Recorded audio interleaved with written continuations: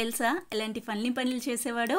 ఏంటి న్యూటన్ కూడా వాట్సాప్లో ఫన్నీ మీమ్ షేర్ చేసేవాడా? కాదురా, న్యూటన్ ఒక యాపిల్ చెట్టు కింద కూర్చొని ఉండగా అతనిపై యాపిల్ పడిందంట. అప్పుడు అతనికి గ్రావిటీ ఐడియా వచ్చింది. అబ్బో, మొన్న మన మీద మ్యాంగో ఏదో పడితే కడగకుండానే తినేసాం కదరా, కానీ న్యూటన్ ఏట్రా యాపిల్ని పట్టుకొని లా ఆఫ్ గ్రావిటీని కనిపెట్టేశాడు.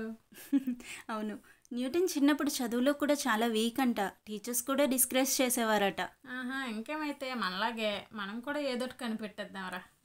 కనిపెడదాం. న్యూటన్ ఎక్స్పెరిమెంట్స్ చాలా ఇంట్రెస్టింగ్ తెలుసా? ఒకసారి తన కంట్లో సూదితో గుచ్చుకొని లైట్ ఎలా వస్తుందో చెక్ చేశాడంట.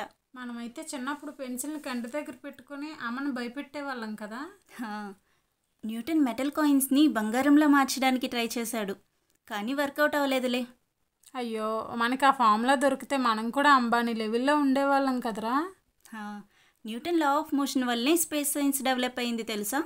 అందుకే ఏమో మన మీద ఎగ్జామ్ ప్రెజర్ పెట్టినా కూడా లా ఆఫ్ ఇనర్షియా వల్ల బెడ్ వదలకుండానే పడుకుంటాంరా. అవునురా, న్యూటన్ లైఫ్ చాలా సింపుల్. ఎక్స్పెరిమెంట్స్ వల్ల ఆయన ప్రపంచాన్నే మార్చేశాడు. మనము ఉన్నాం ఎందుకు? నువ్వేం ఫీల్ అవ్వకరా, ఏదో ఒక రోజు మన మీద కూడా ఏ దోసకాయ గుమ్మడికాయ పడుతుందిలే. పడుతుంది.